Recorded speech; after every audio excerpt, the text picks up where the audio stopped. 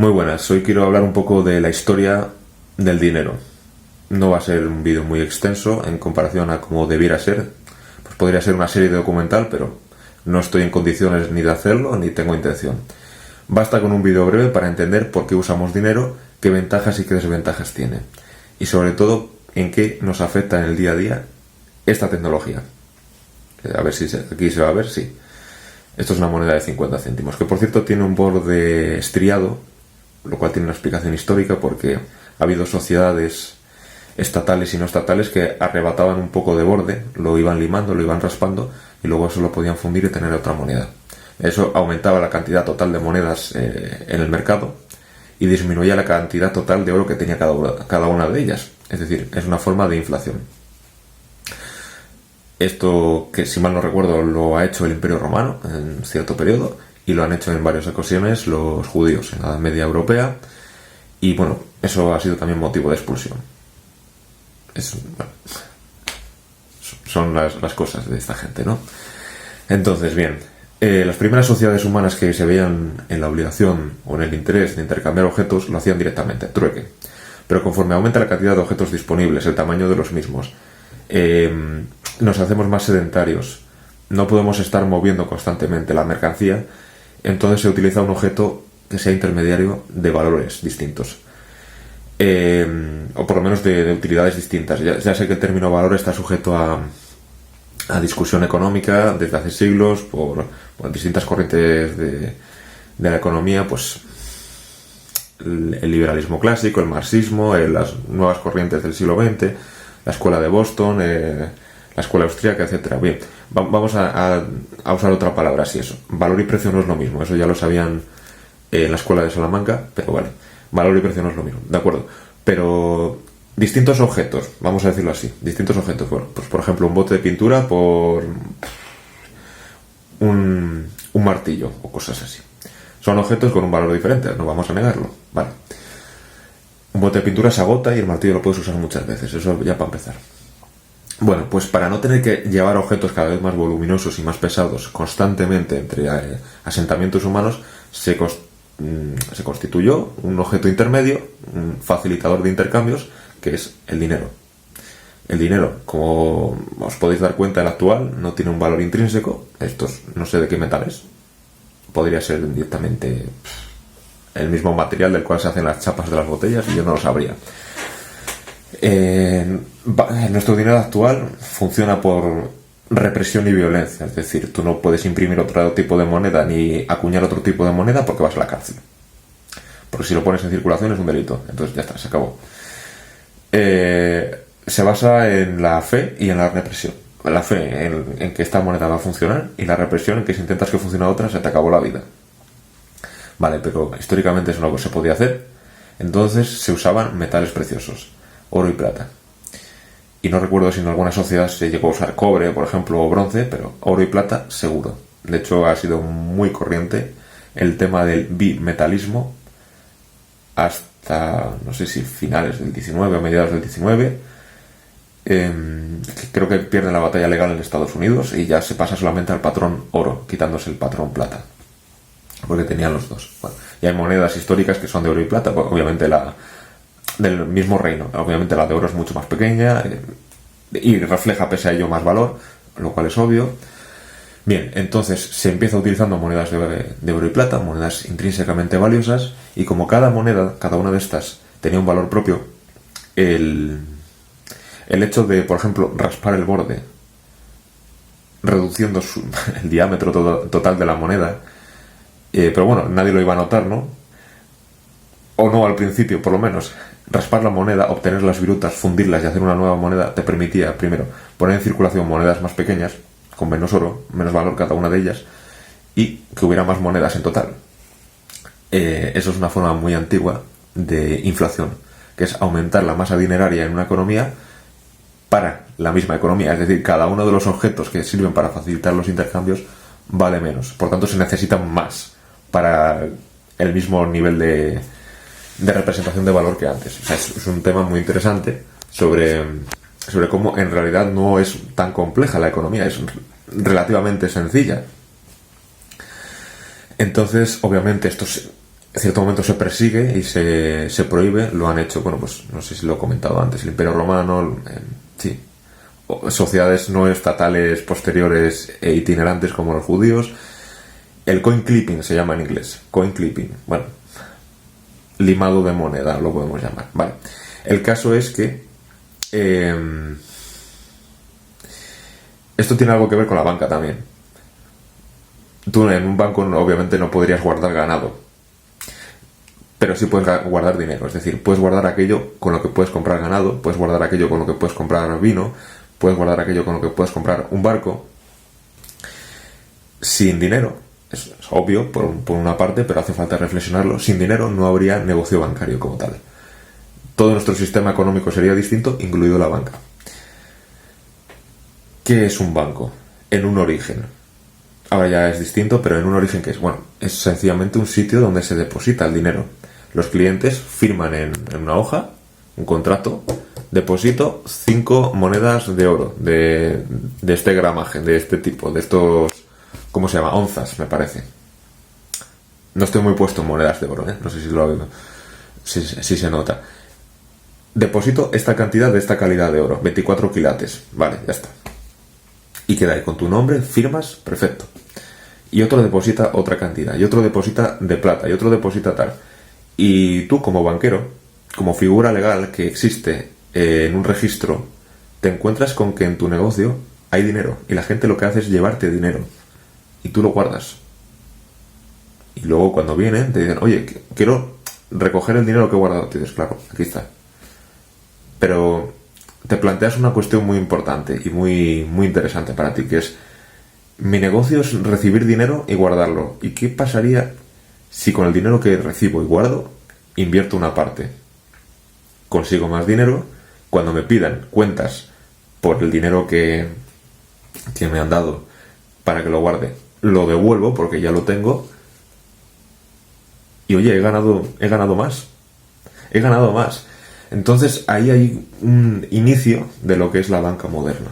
Ahí hay un comienzo. Esto obviamente se necesita pues comercio para que sea del todo rentable, para que haya un flujo constante de moneda.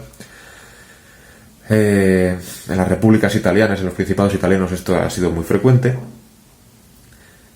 Y por eso cuando un banco quiebra, pues es bancarrota, le rompían la banca. Se supone que le rompían literalmente la banca al banquero. Bueno, en fin. El caso es que invertir dinero que no es tuyo en negocios que no son tuyos para obtener dinero, para poderlo devolver, para poderte también quedar con una parte, es el origen del sistema bancario moderno. Las inversiones. ¿Y esto cómo se justifica? Muy sencillo. Yo te doy estas 5 monedas de oro. Tú me las guardas. Establecemos un pacto. Yo ya sé que vas a poner mi dinero en un riesgo.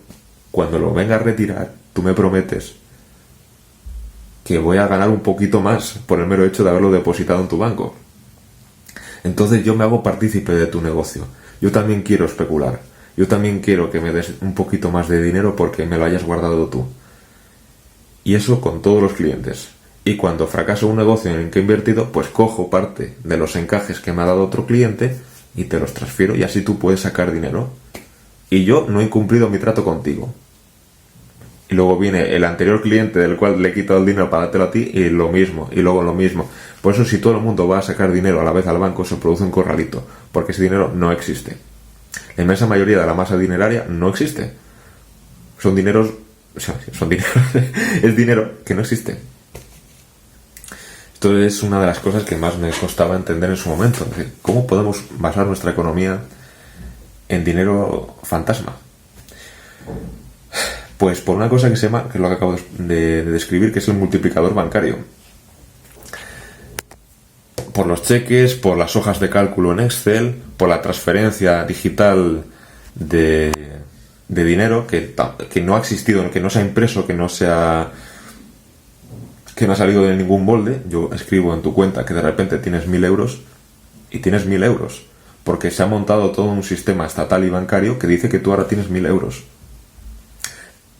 Para llegar a este nivel en el cual estamos actualmente, en el cual esta ficción dineraria está tan extendida y todo el mundo la da por sentado, ha habido que pasar por esas etapas anteriores, por ese primer banco que te devolvía justo lo que tú le habías dado, por ese siguiente que ya se ponía a jugar con tu dinero y te lo contaba, porque si tú te enterabas que estaba jugando con tu dinero, igual había un problema. Entonces te lo decía para que fueses partícipe del negocio.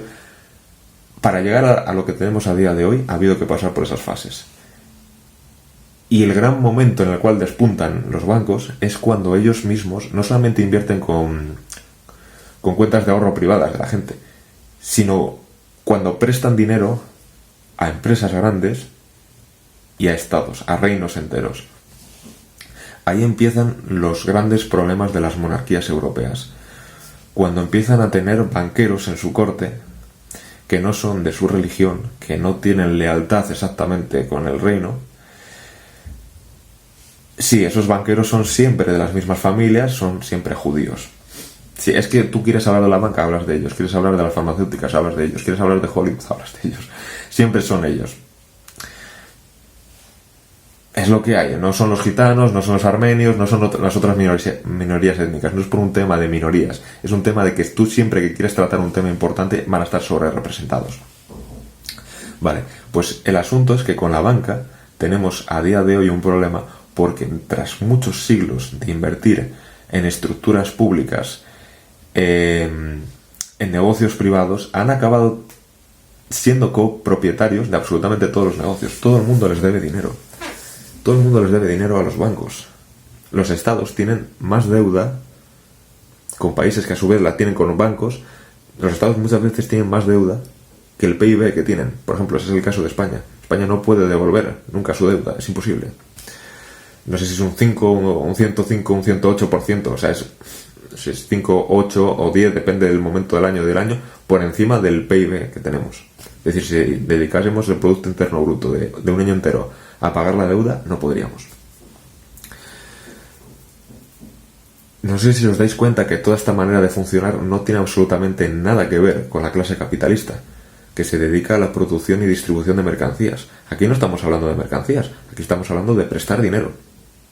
Estamos hablando de prestar dinero. Y todavía no he hablado de la usura. La usura, que está condenada en la Biblia, es un negocio propiamente también de la banca, en el cual tú me prestas una cantidad y luego yo también te la tengo que devolver, porque también el banco no solamente te guarda tu dinero, sino que también te lo presta. Entonces este es otro de los negocios que tienen. Yo te pido un préstamo, pero te tengo que devolver al cabo de 5 años, 10 años, ese dinero más unos intereses. Es decir, tengo que generar dinero que ahora mismo no tengo y me falta para devolvértelo. Y tengo que además generar un poco más, obtener un poco más de dinero para cumplir con los intereses, con la usura que me quieres imponer.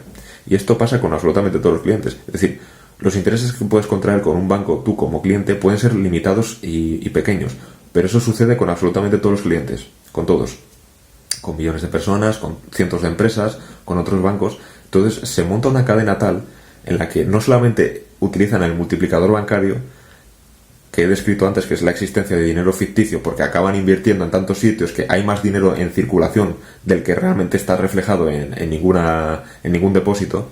No solamente está eso, sino que además el dinero que sí existe, que sí que es tangible, que sí que es dinero físico, fungible, como se llame, sí obtienen cada vez más porque lo obtienen de ti. O sea, es una cadena constante de ir sustrayéndole el valor a todo el mundo. Y esto, en cierto momento, para seguir creciendo, tenía que desaparecer un limitador. Y ese limitador es el patrón oro. Tenía que acabarse ya del todo. Y establecerse un patrón dólar, únicamente en una moneda. En una moneda de uso general. La más importante de todas, que es el dólar estadounidense.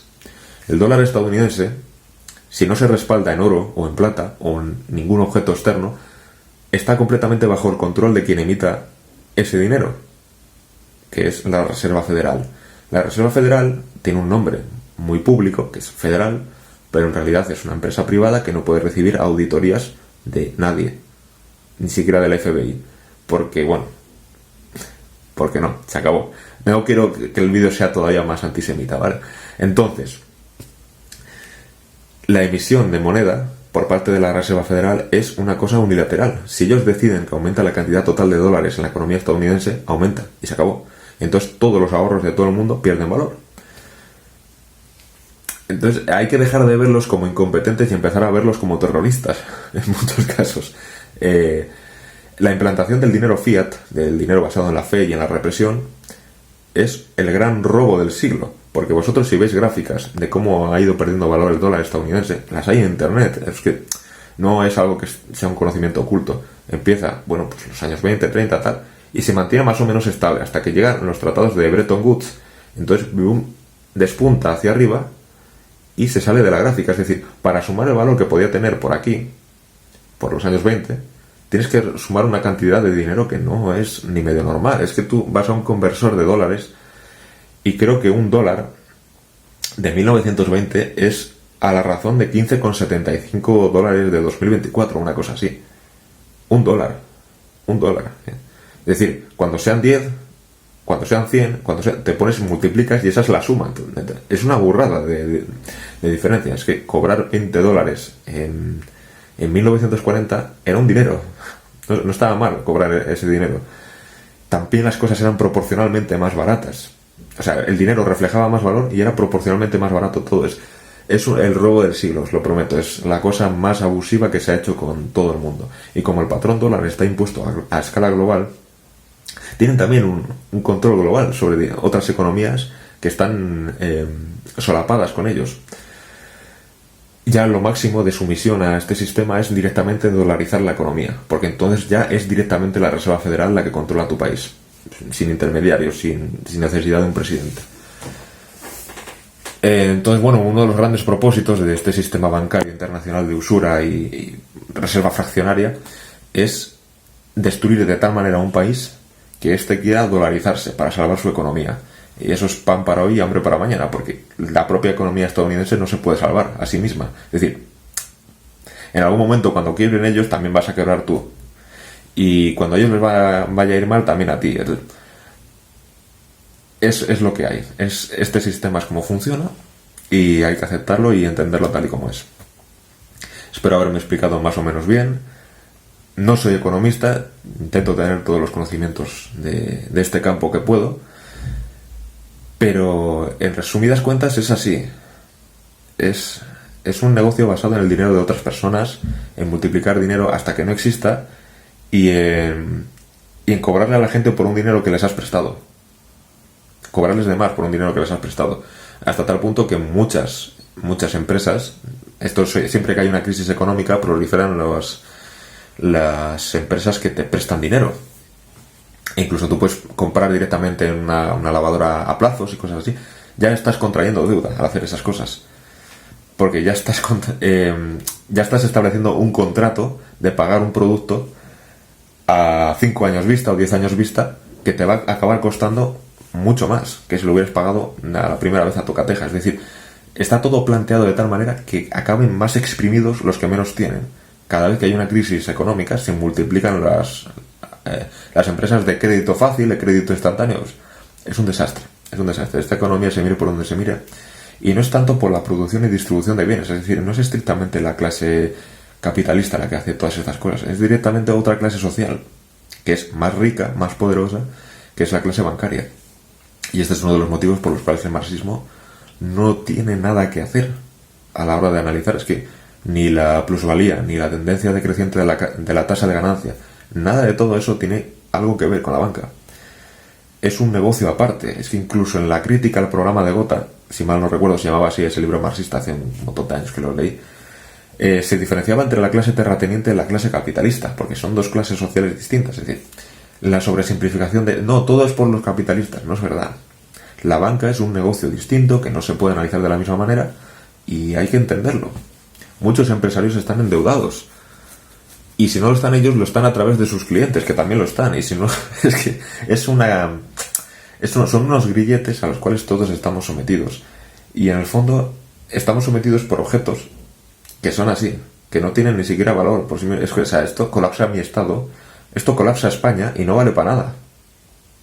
Pues si fuese de oro, sí. Entonces, ya el siguiente paso a todo esto son las CBDC. es el dinero completamente digital, pagar con la pantalla del móvil, como se hace en la República Popular China, o como se está describiendo en ciertas distopías. Ya he visto vídeos de ello en Estados Unidos, que con un chip en la muñeca puedes ponerlo frente a la caja registradora o el láser que sea y ya pagas. O sea, ya es ridículo, ¿no? Y ahí ya estamos hablando de un dinero que no solamente exista en hojas de Excel, en pantallas luminosas, sino que solamente existe ahí. Solamente existe ahí. Ya es un control total de la economía por parte de la banca. Ya ahí es absoluto el nivel de control. Y eso también es el final de la disidencia. Porque todas las operaciones de transferencia quedan registradas siempre.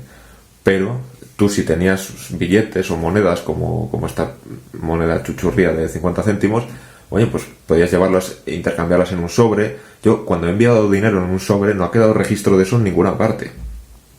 Cuando he enviado dinero en un paquete, no ha quedado registro de eso en ninguna parte. Si yo hago una transferencia, eso queda registro en todas partes. Es decir, cada vez que tú quieras montar un movimiento revolucionario o contrarrevolucionario, va a quedar registrado en algún sitio, porque va a necesitar dinero.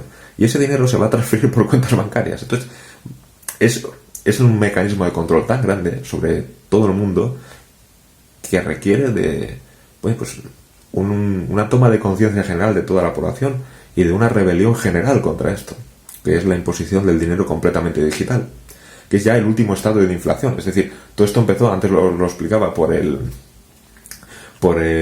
rasgado el limado de monedas, aumentar la cantidad de monedas de oro y plata en circulación con menos oro y plata cada una de ellas.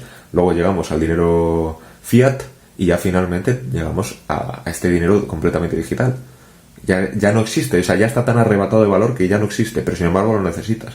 Necesitas que en tu cuenta de ING o de BBVA aparezcan numeritos en esa pantalla, porque eso significa que puedes comer. Ya es absurdo.